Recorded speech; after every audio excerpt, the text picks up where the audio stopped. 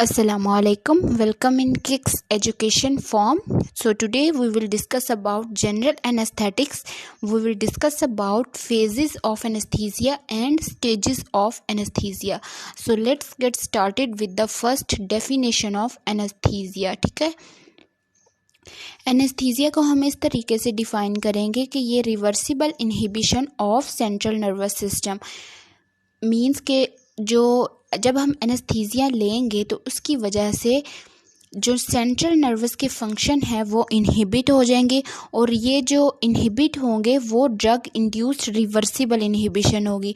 मतलब जब हम ड्रग लेंगे तो उसकी वजह से जब ड्रग का इफ़ेक्ट ख़त्म हो जाएगा तो इसका मतलब वो दोबारा कॉन्शियसनेस में पेशेंट आ जाएगा। ठीक है, जिसकी कॉन्शियसनेस लॉस हुई होगी। ठीक है, अब ये इस वजह से हम करते हैं ताकि हम सर्जिकल का जो परफॉर्मेंस है वो परफॉर्म कर सके। इस वजह से हमें एनेस्थीसिया की ज़रूरत होती है। और अगर जब हम ले लेते हैं तो इसके बाद पेशेंट जो होता है वो कॉन्शियसनेस हो जाता है, मतलब उसे अवेयरनेस ख़त्म हो जाती है और उसको जो पेन की सेंसेशन है वो भी उसकी लॉस हो जाती है। अब हम देखते हैं कि काइनेटिक्स ऑफ एनेस्थीसिया, इसे हम फेजेस ऑफ एनेस्थीसिया भी कह सकते हैं। इसकी टोटल 3 फेजेस हैं: induction phase, maintenance phase and recovery phase. अब हम देखते हैं कि इंडक्शन फेज़ क्या है। इंडक्शन फेज़ वो फेज़ है जो ऑनसेट ऑफ एडमिनिस्ट्रेशन जब हम करेंगे एनेस्थीसिया की, उस टाइम पीरियड से लेके जब तक वो एनेस्थीसिया की डेवलपमेंट बॉडी में ना हो, उस टाइम पीरियड से लेके ऑनसेट से लेके डेवलपमेंट तक एनेस्थीसिया का जो इफ़ेक्ट रहेगा उसे हम कहेंगे इंडक्शन फेज़। ठीक है, इसके बाद स्टेज आ जाती है रिकवरी स्टेज। रिकवरी स्टेज वो स्टेज होती है जब हम एनेस्थीसिया की एडमिनिस्ट्रेशन को डिसकंटिन्यू कर दें, मतलब अब हमें एनेस्थीसिया का इफ़ेक्ट और नहीं चाहिए, हमें रिकवरी स्टेज चाहिए पेशेंट की। तो इसकी वजह से रिकवरी स्टेज आती है जब हम डिसकंटिन्यूएशन कर देते हैं एनेस्थीसिया की, और ये तब तक स्टेज रहती है जब तक पेशेंट जो होता है वो कॉन्शियसनेस रीगेन ना कर ले। ठीक है, इसके बाद आ जाता है कि अब उसने बताया हुआ है कि जो इंडक्शन फेज़ है ये फ़ेज़ किस तरह की होती है। इंडक्शन फेज़ जो होती है वो फास्ट होती है, इफ़ेक्टिव भी होती है, और इसमें जो कंसंट्रेशन होती है एनेस्थेटिक ड्रग की वो सबसे पहले ब्रेन में पहुंचता है। असल में जब हम एनेस्थीसिया का इफ़ेक्ट लेते हैं तो इसका यही मतलब है कि सबसे पहले एनेस्थीसिया इफ़ेक्ट करेगा जाके ब्रेन पे। इसी वजह से सेंट्रल फंक्शन जो होते हैं, सेंट्रल नर्वस फंक्शन, वो ब्लॉक होंगे। ठीक है, इसके बाद है कि रिकवरी जो स्टेज है वो असल में रिवर्स होता है इंडक्शन का, मतलब जो हमने इंडक्शन फेज़ पढ़ा है अगर उसको हम रिवर्स कर लें तो वो रिकवरी स्टेज है। तो रिकवरी स्टेज यही है कि जब ये स्टेज जो होती है रिवर्स होती है इंडक्शन के, और ये डिपेंड करती है कि कितनी जल्दी जो हमने ड्रग एनेस्थीसिया ली हुई है वो ब्रेन से कितनी देर में या कितने टाइम में, कितनी जल्दी में वो ब्रेन से डिफ्यूज़ होगी। ठीक है, इसके बाद है कि मेंटेनेंस जो स्टेज है वो दरमियान वाली स्टेज होती है एनेस्थीसिया के, जब हमने सर्जिकल परफॉर्मेंस परफॉर्म करनी होती है। तो ये वो वाला टाइम होता है जब पेशेंट टोटली अनकॉन्शियस होता है, मतलब उसे कुछ अवेयरनेस नहीं होती और हम वहाँ उस पेशेंट की सर्जरी परफॉर्म कर सकते हैं। ठीक है, इसके बाद हम देखते हैं कि depth of anaesthesia. Depth of anaesthesia जो है उसके टोटल 4 स्टेजेस होते हैं, और हर स्टेज जो होती है वो सेंट्रल नर्वस के फंक्शन को इंक्रीज, मतलब आहिस्ता आहिस्ता से इंक्रीज़ हो रहा होता है। ठीक है, जब अगर डेप्थ इंक्रीज़ होती जाएगी मतलब स्टेजेस इंक्रीज़ होते जाएंगे, इसका यही मतलब है कि पेशेंट जो है वो ज़्यादा, और इससे ये होता है कि डिप्रेशन भी at the end depression can occur और पेशेंट लीड टू डेथ। ठीक है, इसकी वजह से हमने डेप्थ ऑफ स्टेजेस को बहुत फोकस करके मतलब इसे ध्यान में रखना होता है, क्योंकि जब ये डिप्रेशन इंक्रीज़ होगा तो इसका यही मतलब है कि जो पेशेंट के ब्रेन के अंदर एनेस्थेटिक ड्रग्स जो होती हैं वो अकोमुलेट हो जाते हैं। तो इसकी वजह से हमने इसे बहुत गौर से मतलब कंसीडर करना होता है, मोनीटर करना होता है। ठीक है, अब हम देखते हैं कि जो डेप्थ ऑफ एनेस्थीसिया है वो किस तरह डिफ़ाइन करते हैं। वो एक्चुअली अगर हमने स्टडी के रिलेटेड करना हो तो सबसे मतलब इन डेप्थ को स्टडी के रिलेटेड पढ़ना हो या समझना हो तो हम ये कहेंगे कि जो डेप्थ ऑफ एनेस्थीसिया एनेस्थीसिया वो ईथर जो एनेस्थीसिया उससे हम सबसे इजीली इसे अंडरस्टैंड कर सकते हैं डेप्थ ऑफ एनेस्थीसिया को, क्योंकि ये जो ईथर है इसका सबसे स्लो ऑनसेट ऑफ एक्शन है। तो इस वजह से हम इजीली डिफ्रेंशिएट कर सकेंगे कि कौन सा मतलब बहुत ज़्यादा हाई स्टेज होती है एनेस्थीसिया की और कौन सी बहुत ज़्यादा लो स्टेज होती है। ठीक है,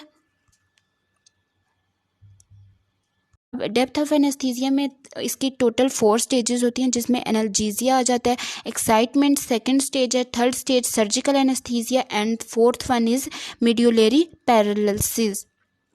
अब हम देखते हैं कि जो स्टेज 1 है उसमें क्या इफ़ेक्ट होता है। स्टेज 1 जो है वो एनाल्जेसिया है। उस एनाल्जेसिया का ये मतलब है कि जो पेन की सेंसेशन है वो हमारी बॉडी में बिल्कुल लॉस हो जाती है, मतलब पेशेंट को अवेयरनेस पेन से उसकी सेंसेशन ख़त्म हो जाती है। और इसका इफ़ेक्ट हमें मिलता कैसे है, वो इस तरह से कि जो सेंसरी ट्रांसमिशन होती है हमारे स्पाइनोथैलेमिक ट्रैक्ट में, उसको असल में इंटरफेयर कर देता है एनेस्थीसिया। तो हमने असल में स्पाइनोथैलेमिक ट्रैक्ट को इंटरफेरेंस उसकी एनेस्थीसिया से करवानी होती है, जिसकी वजह से एनाल्जेसिया का इफेक्ट मिलता है। ठीक है, जो पेशेंट होता है वो असल में कॉन्शियस होता है और कन्वर्सेशनल होता है जब स्टेज 1 होती है, क्योंकि ये ऑनसेट होती है तो उसमें पेशेंट अभी उसे एनेस्थीसिया का इफेक्ट मिलना भी स्टार्ट हो रहा होता है। तो उसमें ये होता है कि जो पेशेंट होता है वो कॉन्शियस होता है, उसे पता चल रहा होता है कि मेरी सर्जरी परफॉर्म होने वाली है, और वो कन्वर्सेशनल भी होता है। ठीक है, इसके बाद वो amnesia and reduced awareness of pain occur at stage 2। अब एमनीजिया वो होती है कि जो टेम्परेरी इम्पेयरमेंट होती है मेमोरी की, मतलब जो मेमोरी होती है वो टेम्परेरीली इम्पेयरमेंट उसकी लॉस हो जाती है। ठीक है, जिसकी वजह से अवेयरनेस पेन की ख़त्म हो जाती है, और ये जो स्टेज आती है अवेयरनेस पेन की ख़त्म हो जाना वो स्टेज 2 में आता है। ठीक है, डेप्थ ऑफ एनेस्थीसिया के सेकंड स्टेज है एक्साइटमेंट स्टेज जो होती है वो थोड़ी हार्मफुल भी हो सकती है, लेकिन ये अगर हम फास्ट एक्टिंग एनेस्थीसिया लेंगे तो इसमें ये एक्साइटमेंट जो स्टेज है वो ईजीली मतलब हमें ज़्यादा देर दिखने को नहीं मिलती।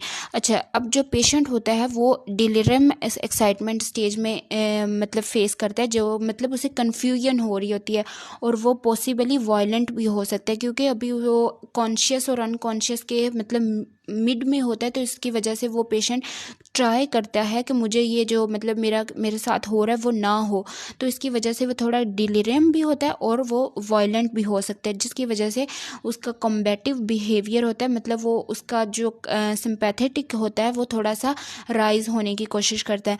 ठीक है, जिसकी वजह से जो ब्लड प्रेशर होता है वो भी इरेगुलर हो जाता है, जो रेस्पिरेटरी रेट है वो इंक्रीज़ हो जाता है, क्योंकि सिंपैथेटिक की तरफ जा रहा है। लेकिन यह है कि वो ये स्टेज बहुत थोड़े टाइम पीरियड के लिए होती है।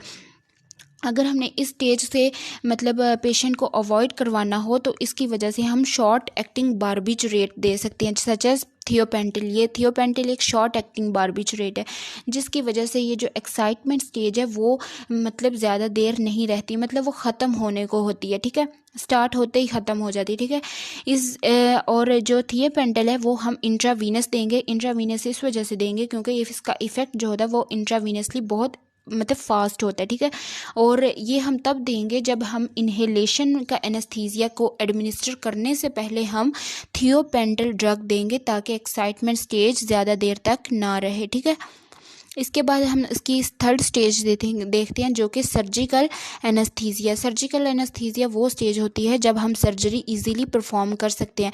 इसमें जो पेशेंट की रेस्पिरेशन होती है वो मतलब एक रेगुलर मूड में होती है, मतलब उसमें कोई हाई लो नहीं होता, रेगुलर कामनेस होती है।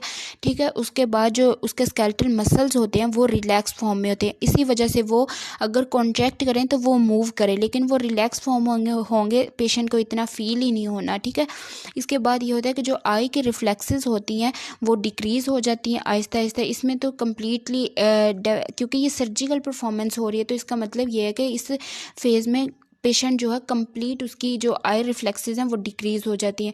जब आई मूवमेंट होगी तो पिपल का जो साइज़ होता है ना वो मतलब तब तक फिक्स हो जाता है, मतलब वो मूव नहीं कर सकता, और इस स्टेज में हम इजीली सर्जरी को परफॉर्म कर सकते हैं। अब लास्ट वन स्टेज जो है वो डेप्थ ऑफ एनेस्थीसिया में वो मेड्यूलरी पैरालिसिस है। मेड्यूलरी पैरालिसिस एक सीवियर स्टेज है जिसे हमें कंट्रोल करना, मॉनिटर करना बहुत ज़्यादा ज़रूरी होता है, ठीक है। इसमें ये होता है कि जो डिप्रेशन अक्कर होना शुरू हो जाता है हमारे रेस्पिरेटरी सेंटर में और वेजोमोटर सेंटर में।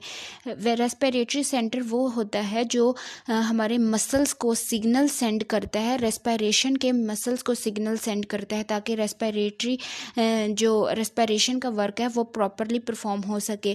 और अगर ये सीवियर हो जाए तो इसका मतलब रेस्पिरेटरी सेंटर अपनी एक्टिविटी को परफॉर्म नहीं कर पाएगा, जिसकी वजह से डेथ हो सकती है। और दूसरा सेंटर है वेजोमीटर सेंटर, जो कि ब्लड प्रेशर को मेंटेन करता है, इसे इरेगुलर होने से बचाता है। तो जो वेजोमीटर सेंटर है इसकी कंट्रोल करना बहुत ज़्यादा ज़रूरी होती है। अगर ब्लड प्रेशर अबनॉर्मल मूवमेंट उसकी हो जाए तो इसकी वजह से डेथ हो सकती है। तो इसकी वजह से हमें सर्कुलेशन और रेस्पिरेशन को मेंटेन करना इस स्टेज में बहुत ज़्यादा ज़रूरी होता है, नहीं तो डेथ भी हो सकती है क्योंकि ये मेड्यूलरी पैरालिसिस कॉज करवाता है stage. I hope you have understood about general anesthetic definition, and I have also discussed about phases and stages of anesthesia. In next part, I will discuss about classification of general anesthesia. So stay tuned and don't forget to subscribe Kicks Education Form.